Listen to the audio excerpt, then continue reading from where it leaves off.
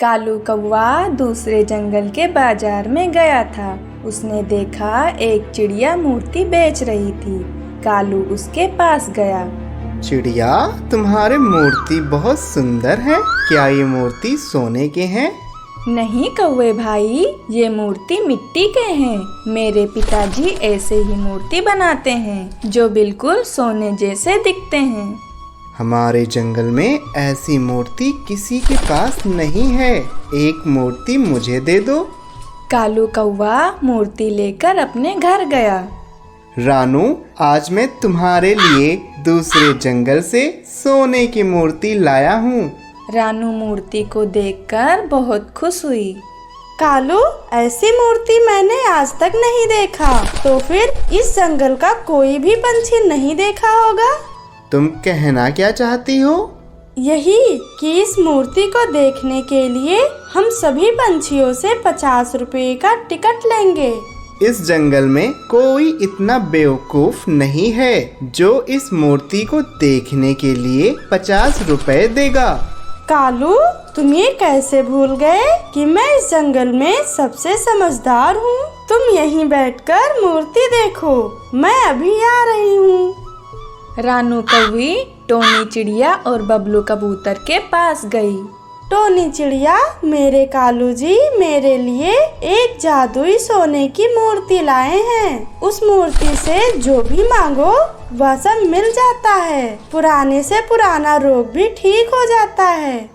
मुझे भी मूर्ति दिखाओ। मेरे घुटने में कई सालों से दर्द है। क्या मेरा दर्द ठीक हो जाएगा? तुम्हारा सारा दर्द ठीक हो जाएगा और तुम फिर से जवान हो जाओगे।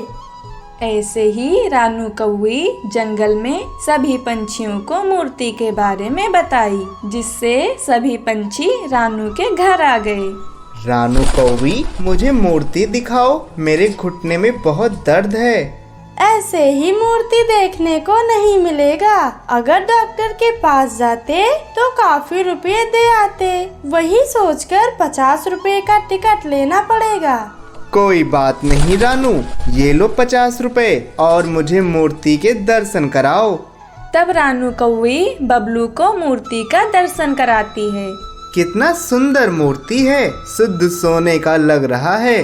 बबलू, क्या मूर्ति को नजर लगा दोगे? आगे बढ़ो, और भी पंछी इंतजार कर रहे हैं। ऐसे ही सभी पंछी रानू के मूर्ति का दर्शन किए, जिसके टिकट से रानू के पास बहुत रुपए इकट्ठा हो गए। रानू, तुमने अपने दिमाग से बहुत रुपए कमा लिए, लेकिन मैं तुम्हें कुछ बताना चाहता हूँ।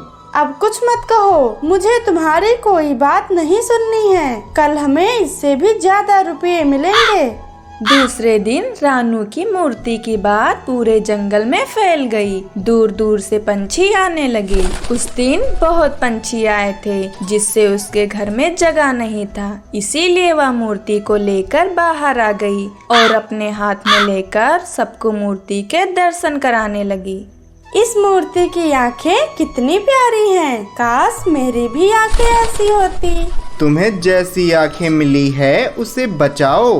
रॉकी बाज आ रहा है। रॉकी बाज का नाम सुनते ही रानू कौवी डर गई और मूर्ति लेकर भागने लगी। तभी गलती से मूर्ति उसके हाथ से छूटकर नीचे गिर गया। मूर्ति के टुकड़े टुकड़े हो गए। ये देखकर सभी पंछी को गुस्सा आया। ये मूर्ति तो मिट्टी के हैं और रानू कौवी उसे सोने की मूर्ति बताकर सबको बेवकूफ बनाकर लूट रही थी।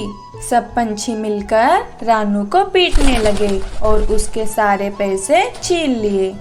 मैं तुम्हें पहले ही बताने वाला था कि ये मूर्ति मिट्टी के हैं। तो पहले क्यों नहीं बताया?